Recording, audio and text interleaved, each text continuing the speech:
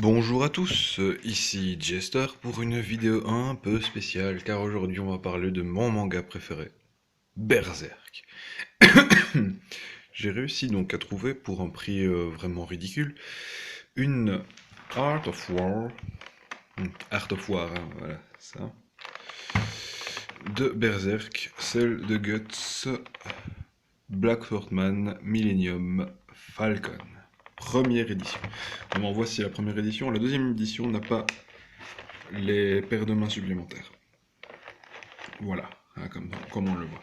Alors, je monte vite fait la figurine. Donc, elle est neuve sous blister. Je l'ai eu pour 60 €. Elle en vaut, première édition, sous blister neuve. Elle en vaut dans les 300, quoi. Donc, voilà. Je vais vous montrer un petit peu le contenu de la boîte. Donc là, on a le personnage hein, qui est. Voilà, on voit qu'il il râle d'être enfermé.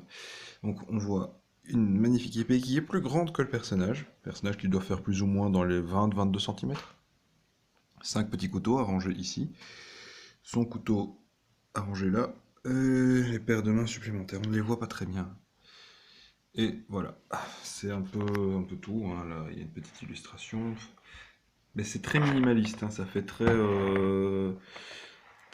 jouet des années 80 en fait. Là on voit qu'il y a un petit rond, c'en est un socle. Alors à l'arrière, qu'est-ce qu'il y a?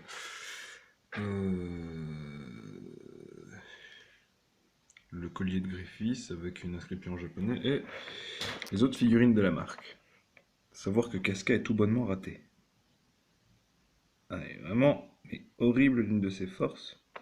C'est incroyable. Donc voilà, moi j'ai celle-ci. Et il y a encore toutes celles-là. Mais moi, c'est celle-là que j'ai. Voilà. Guts Black Swordman Millennium Falcon.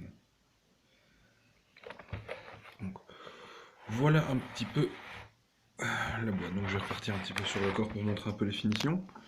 Alors, la figurine que je vais bien entendu déceler et exposer dans ma vitrine, parce que déjà une boîte comme ça, je ne saurais pas l'exposer dans ma vitrine, je n'ai pas dans l'intention d'accrocher la boîte quelque part comme Angelo, et ouais, je sais bien qu'on va sans nul doute me dire que c'était idiot de déceler une figurine qui vaut si cher et qui est aussi rare, parce que oui, en plus elle est introuvable, hein, tout bonnement introuvable, mais pour moi, une figurine, c'est monté, c'est pas en boîte, quoi. Je veux dire, on l'expose pas en boîte, sinon ça... Et puis, sans déconner, c'est moche. C'est moche, il a pas de position, il a pas son épée en main. Ouais, non, c'est pas possible. Autant je suis d'accord de dire que bon, c'est dommage parce que ça lui fait perdre en valeur. Encore une figurine à 300 balles, si on l'ouvre, elle a quand même toujours de la valeur, hein, elle va pas perdre 200 balles d'un coup, quoi. Mais bon, c'est vrai qu'elle va perdre en valeur. Mais moi, je compte pas la revendre. Je suis un grand fan de Berserk. Pour moi, c'est une figurine que je garderai tout le temps, quoi. Je suis tombé dessus en plus complètement par hasard. J'arrive dans un magasin et je vois la figurine, je vois le prix. Je me dis, c'est pas possible, ils sont complètement fous, quoi. C'est pas à ce prix-là qu'ils le vendent. Mais en fait, si, c'était bel et bien à ce prix-là. Et en fait, ils ont juste jamais regardé. Ils l'ont eu il y a très très longtemps, il y a une dizaine d'années. Et ils n'ont jamais regardé la cote de la figurine. Donc, voilà. En plus, c'était le dernier modèle, donc vraiment eu beaucoup de chance. Et donc, voilà, je compte l'exposer hors de sa boîte. Voilà. Je sais que ça ne fera pas plaisir à pas mal de potes, mais c'est comme ça. L'épée, l'épée a un beau brossage, ça c'est cool. Et par contre, les épaulettes ne bénéficient pas d'un beau brossage, ça c'est dommage. Mais il y a un brush magnifique hein, sur l'épée. On y croit. Pareil sur les bandages sur l'épée, très sympathique. Ah, je suis pressé de l'ouvrir et de monter un peu ça. Là, mais je vais me faire engueuler par Angelo du fait que je l'aurais ouvert. Essayer de voir un petit peu si on voit un petit peu ce qu'il y a là de l'autre côté. Non, on ne voit rien du tout. On voit juste le socle. Je suis pressé de voir un peu la gueule que la figurine a. Parce que, regardez, je l'ai mise à côté de Thor. Voilà. En le mettant à côté de Thor. Comme ça plutôt. Voilà, comme ça ils sont à la même hauteur. Et il est un peu plus petit que Thor. Donc voilà, je le mettrai ici, moi. Donc ce sera beau. Ce sera magnifique. Et je compte aussi acheter la Figma, hein, qui vaut quand même pas mal de pépettes pour l'instant. Je garderai quand même la boîte avec le blister, mais elle sera déballée, et vous la verrez dans la deuxième partie de la vidéo, où j'aurai déballé la figurine. Je vous montrerai tout ce qui est tout le contenu de la figurine, et tout. Ah, ça sera cool.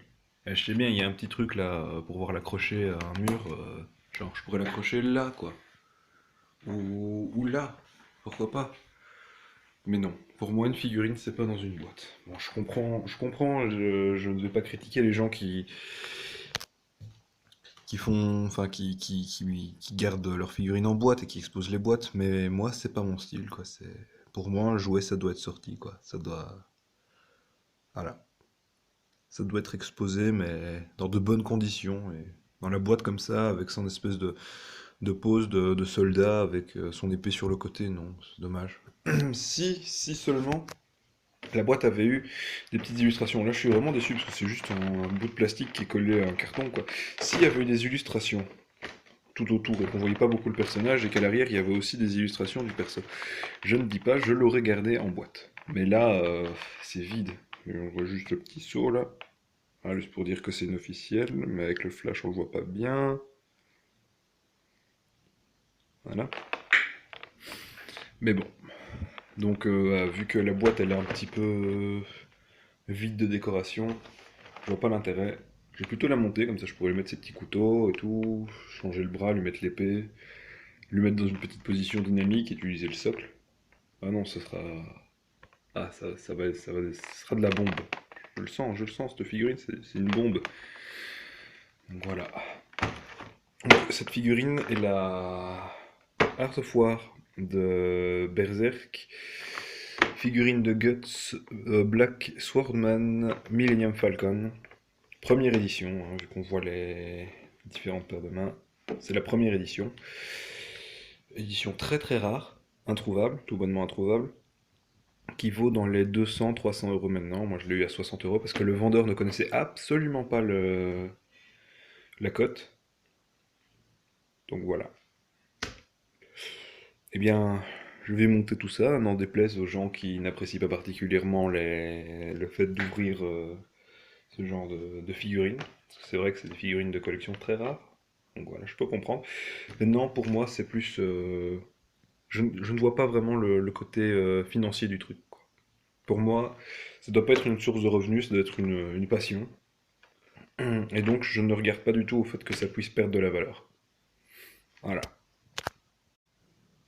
Et voilà, la figurine est montée. Cette figurine est tout bonnement magnifique. Voilà, je lui ai tout monté, hein. Faire un petit tour du personnage. Donc, je lui ai attaché l'épée dans le dos. Voilà.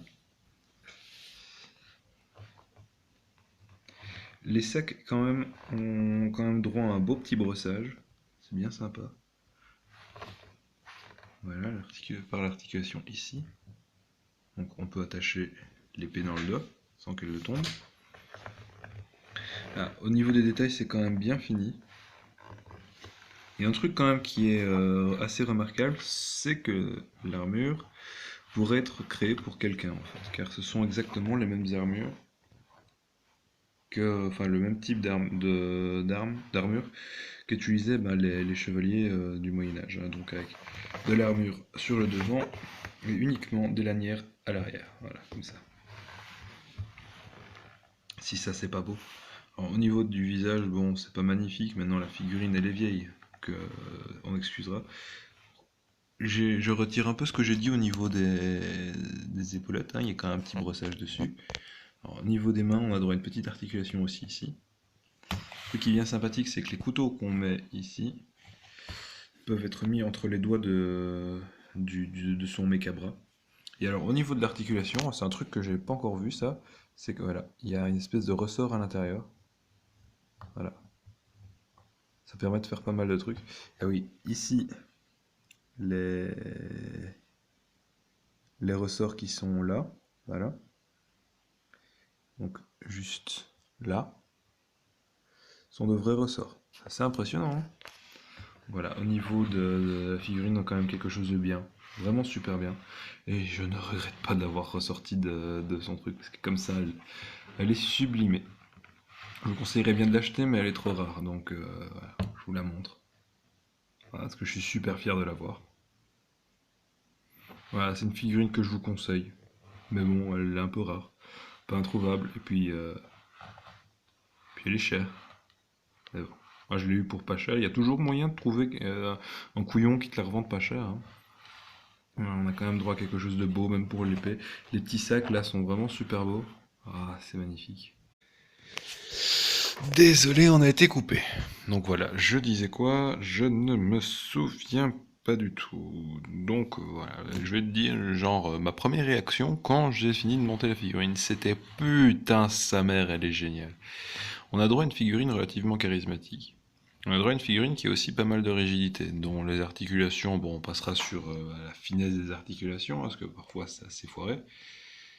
Voilà.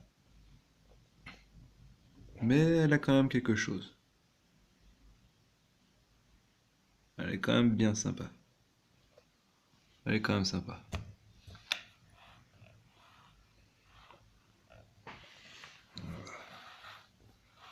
Disons on se fait pas vraiment couiller parce que la figurine est vraiment cool. Les articulations, elles sont vraiment hyper visibles, hein, mais ça c'est pas grave parce que la figurine elle est charismatique, la figurine elle est belle. Et au niveau des finitions, parfois on a des trucs de fou quoi. Genre là, juste là, ici, des vrais vis, des vrais ressorts. Hop, là on a une articulation à la main qu'on n'a pas ici sur les deux autres points. Donc là on a un point ouvert pour pouvoir faire visser l'épée ou quoi. Et là un point fermé. Et ici on a une main ouverte. Main qu'on ne retrouve pas dans la deuxième édition, hein. Comme ça on peut facilement différencier les, les éditions. La première a ces mains là et pas la deuxième. Voilà, ça vous tout courant. Puis quelques petites attaches avec quelques petites chaînettes, voilà justement pour accrocher ceci qui est censé garder l'épée, hein, avec cette petite pièce là. Alors, figurine qui est très grande, elle fait plus de 20 cm. Voilà. Aussi un truc qui est bien, c'est que chaque... je parle du couteau là et des petits couteaux de jet, on peut les placer sur les mains, donc on peut vraiment les utiliser. Donc ils sont... je vais le sortir pour le montrer celui-là. Même si c'est assez... Ah, il résiste le bousin. Voilà. Donc voilà, on a quand même un truc pas mal fini, quoi, c'est pas fini à la pisse. Et on peut aisément le mettre sur les mains, en fait. Ah, on a quand même un truc en métal, hein. Écoutez. Ah, c'est un truc en métal. Ah, c'est impressionnant. Alors, au niveau pour le ranger, hop là, ça super vite. Super vite, super facile. Les sacs, c'est vraiment une bonne idée. Le personnage est bien respecté. Vraiment bien respecté. Puis il y a quelques petits trucs supplémentaires. Le socle, ça va, il permet de faire tenir le personnage. Voilà, il le fait bien tenir. Mettre le personnage droit. Voilà. Quelques petits sacs ici, hein. Voilà. Maintenant, je vais vous montrer la plus grande de toutes les figurines de Senseiya à côté. Donc voilà, Thor, Gamma. Et on voit que Thor est un tout petit peu plus grand. Il a peut-être 2 cm, 2 cm et demi en plus. Il est un petit peu plus grand que Guts, mais bon, donc c'est juste pour montrer que c'est bel et bien une très grande figurine, quoi. À côté de ma main, voilà quoi. Vous voyez? Quand même pas mal, hein. Et bon voilà, c'est une figurine très rare, donc moi je vais la mettre en vitrine, bien à l'abri du soleil et de la poussière. Je ne voulais pas la laisser dans sa boîte d'origine parce que pour moi c'est un gâchis. Ouais, c'est un gâchis de moyens complet. Maintenant, je respecte ceux qui le font, hein, parce que moi, j'aurais pas je n'ai pas la patience en fait de laisser les trucs là. J'ai envie de les monter, pouvoir voir les trucs. On voit quand même. Tu vois, ça c'est le genre de truc que tu vois pas si t'as pas de sortie la figurine. C'est voilà, il y a quelques petites cicatrices que l'on voit. Puis à l'arrière aussi, voilà, je suis pas sûr qu'on va bien le voir. Je suis pas sûr qu'on le verra bien, comme ça. Ah là, il y a la marque de Guts dans son cou. Juste là. Non, là. Juste là. Ah, tout ce genre de truc, on peut pas le voir si on sort pas la figurine. Genre les petits sacs qui sont là avec l'espèce de lame là. Tout ce genre de truc, on n'aurait pas pu le voir si on n'avait pas sorti la figurine. Et vu qu'il n'y a pas de petites illustrations ou quoi qui donnent envie de garder la boîte, d'afficher la boîte, ben à quoi ça sert à rien. On ne peut pas voir les belles finitions du truc. J'aurais pas pu voir que ben, c'est une vraie armure quoi qu'ils portent. Une vraie armure que les gens auraient pu porter lors du Moyen-Âge. Ouais. Puis plein de possibilités de pose avec ben, ne serait-ce que ces couteaux-là ou ce couteau-ci. Avec différentes mains pour mettre sur son bras mécanique. Seul petit problème, c'est que voilà, Guts a une espèce d'arbalète dans son bras mécanique. Et on ne retrouve pas d'arbalète ou quoi sur. Ça aurait été bien que, ben, à la place d'avoir un point et une main comme ça, qui est une main avec ben, l'arbalète ouverte. Ça aurait été cool. Ça aurait même été génial en fait. Et voilà. Au niveau définition, on a quelque chose de potable. Sauf pour ça, mais maintenant on regarde le bras, voilà, t'as les muscles qui sont dessinés dessus. T'as les cicatrices. T'as les veines. Si on voit là, on voit le grand dentelé là. C'est un muscle, hein, évidemment, le grand dentelé. Grand dentelé, puis après t'as l'attache pectorale. Ici on tape même les occipitocléidomastoïdiens là. Enfin, sternocléido-occipitomastoïdiens. Voilà. Voilà, on voit encore mieux là le grand dentelé de ce côté-ci. Voilà, au niveau définition, on se fout pas de ta gueule, et ça c'est cool. Voilà, je fais encore un petit tour. Donc plastique mou pour tout ce qui est lanière et tout ça, plastique dur pour les parties d'armure. Ça c'est vraiment du plastique bien mou, hein. C'est même, on voit bien que c'est bien attaché à ce truc-là. Voilà. Ah, je suis vraiment pas mécontent de mon achat, pas mécontent de l'avoir sorti de sa boîte. Et voilà, je suis super content. Voilà, maintenant il va aller bah, au-dessus de mon armoire. Alors, on va voir ce que ça donne hein, avec les autres figurines. Et voilà, on va conclure sur lui entouré de... je vais même le mettre là. Voilà, là, à côté de la figurine de Queensblade. Entre chevaliers, entre guerriers. Allez. C'était donc Jester pour une review un peu spéciale sur une figurine un peu spéciale qui sera le clou de ma collection, visiblement, parce qu'elle est ultimement magnifique.